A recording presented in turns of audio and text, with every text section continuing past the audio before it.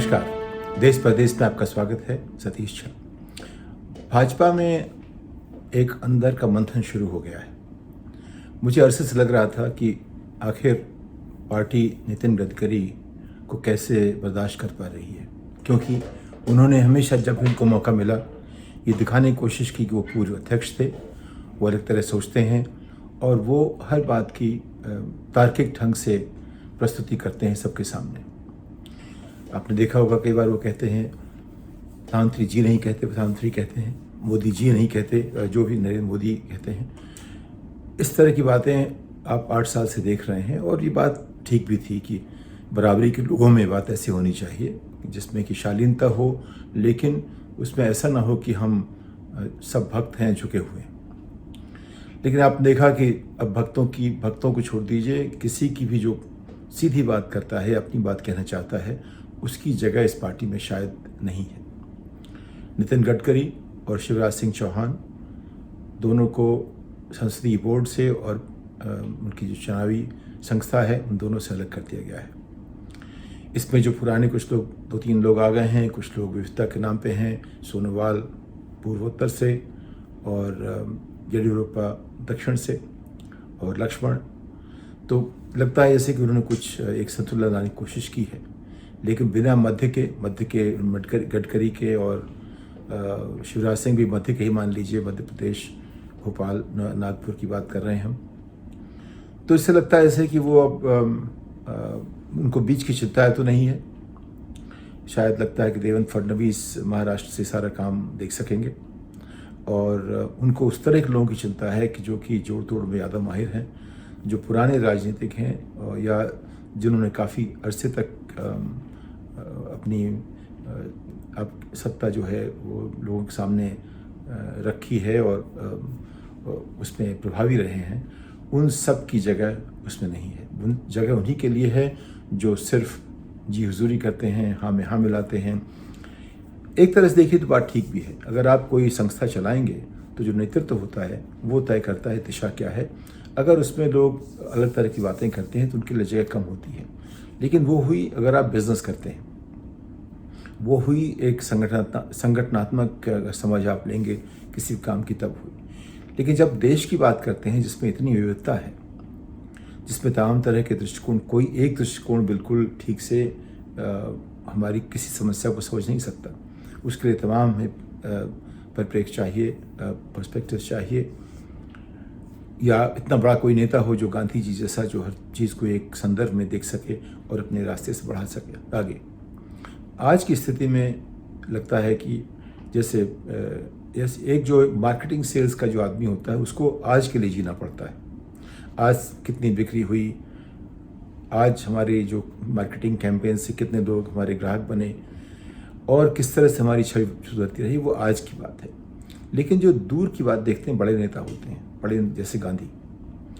अगर आप व्यापार में ले तो जैसे जेफ बेजोस और इलॉन मस्क, ये लोग दूर की बात देखते हैं, ये सिर्फ आज की बात नहीं देखते। जितने बड़े व्यापारी हैं वो हमेशा दूर की बात देखते हैं, 1, 2, 3, 4, 5, 6 पीढ़ी आगे तक देखते हैं। लेकिन जो लोग सिर्फ आज की बात देखते हैं वो तो छोटे बनिए होते हैं, उनका काम है आज खरीदा, आज बेचा। तो लगता है कि जैसे आज पार्टी में जो देश की सबसे बड़ी पार्टी बन गई है और कहती है कि हम दुनिया की सबसे बड़ी पार्टी हैं, वो उसका एक स्टाइल ऐसा है कि जो भी हम दुनिया में सबसे बड़े हैं, ये कुछ लगता है कि हमारा एक नया एक संगीत कहिए, नई ट्यून कहिए हमारी है कि जो भी हम करते हैं Guinness book of world record में करते हैं, चाहे कितने भी वो बेवकूफ़ी भरी बात क्यों ना हो, उसमें गिनेस बुक का रिकॉर्ड चाहिए। तो ये जो है वो पार्टी कहती है कि हम विविधता नहीं चाहते। एक तरह से देखिए, हम सिर्फ एक ही दृष्टि, जैसे इंदिरा गांधी ने नारा दिया था, एक ही दृष्टि, दृढ़ विश्वास और इस तरह की उन्होंने बात की थी, सबको एक साथ जोड़ने के लिए। उस समय में बात है इमरजेंसी के पहले की। तो पार्टियां सभी इस तरह चलती हैं। एक तरह से देखिए तो ऐसा नहीं कि कांग्रेस में बहुत ज़्यादा बातचीत की गुंजाइश है। गुलाम नबी आज़ाद ने कल अपनी भूमिका से इस्तीफ़ा दिया। कश्मीर में उनका जो उनकी जिम्मेदारी थी उसके भी 2 पहलू सामने आए। तो पार्टियों में एक तरह की डेमोक्रेसी शायद संभव नहीं है, वो भी खास करके न अमेरिका में संभव हो रही है न भारत में हो रही है।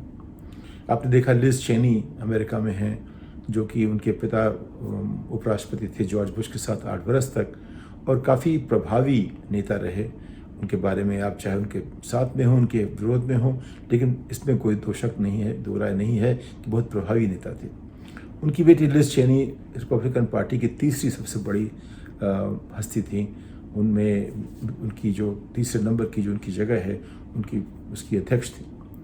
उनको इसलिए हटा दिया गया कि उन्होंने ट्रंप का विरोध किया। उन्होंने कहा कि जनवरी 6 में जो किया गया वो अपने आप में एक राष्ट्रद्रोह था, वो गलत था, और ये कि ट्रंप चुनाव हार गए थे और बाइडेन चुनाव जीत गए थे। सिर्फ इसको ये कहने के लिए पूरी की पूरी रिपब्लिकन पार्टी के खिलाफ हो गई, उन्होंने वो पद छीन लिया।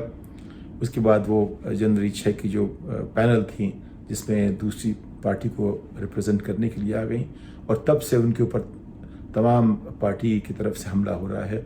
और अभी वो जो प्राइमरी चुनाव होता है, जहां पिछली बार वो 73% वोट्स जीती थी ज़्यादा, इस बार वो 30% वोट से हार गई। तो जो रिपब्लिकन पार्टी अमेरिका की है वो भी ट्रंप का एक भी उसकी आलोचना बर्दाश्त नहीं कर सकती, एक भी, जबकि ट्रंप सत्ता में नहीं है, क्योंकि उसका एक प्रभुत्व है पार्टी पर। तो यानी कि पार्टियां इस तरह चल रही हैं कि कहने को डेमोक्रेटिक हैं, लेकिन अंदर डेमोक्रेसी उसमें होती नहीं है। तो ये हम ये नहीं कह सकते कि भाजपा ने कुछ ऐसा किया है जो और नहीं करते। लेकिन अगर हमें, जैसे गांधी जी करते थे, या कांग्रेस की बात जो आज़ादी के पहले वाली कांग्रेस की बात जो थी, जहाँ डेमोक्रेसी कुछ ज़्यादा थी, और उसके बाद भी नेहरू के बाद वाली कांग्रेस में कुछ समय तक आपने देखा एक तरह से वो जब भी बात होती है फूट जाती हैं, टूट जाती हैं पार्टियाँ। यानी अगर एक नेता है तो उसके सिर्फ पीछे चलिए, आगे तो चल नहीं सकते आप, सिर्फ पीछे चलिए, और ज़रा भी अगर आपका विरोध होता है तो आपकी जगह उस पार्टी में नहीं है।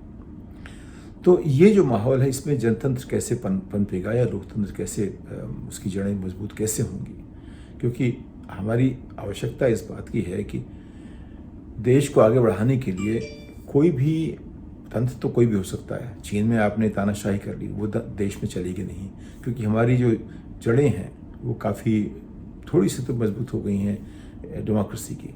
तो अगर आप उस रास्ते नहीं चलेंगे, कुछ समय बाद आपको बदलना पड़ेगा, अपने आप ही लोग बदल देंगे आपको। तानाशाही भी नहीं चलेगी, तानाशाही कहीं चली नहीं, जर्मनी भी नहीं चली, इटली भी नहीं चली, जहाँ भी स्पेन में नहीं चली, पोर्चुगल में नहीं चली। तानाशाही का ज़माना ख़त्म हो चुका है आज की तारीख में। लोगों ने कुछ ज़्यादा पढ़ाई लिखाई कर ली है, कुछ गूगल है, कुछ सोशल मीडिया है, तो लेकिन जो ये भक्ति भाव है जिस तरह का हम देख रहे हैं, वो एक अलग तरह की तानाशाही एक तरह से देखिए। तो अगर लोग अपने वो जैसे कि एक लगा दें आँख के ऊपर कोई एक तरह की पैबंद लगा दें, या वो जो जैसे घोड़े के लगाते हैं हम, उस तरह से हम देखना शुरू कर दें, हम आगे पीछे दाएं बाएं ना देखें, सिर्फ सामने देखते रहें और नेता क्या कहता है। जो नेता कहता है वो सही है, जो उसका विरोध करता है वो गलत है, उसमें तर्क की कोई गुंजाइश नहीं है। बस उसकी एक ही कसौटी है, जो नेता ने कहा वो सही है, नेता उससे अलग जो भी है वो सब गलत है।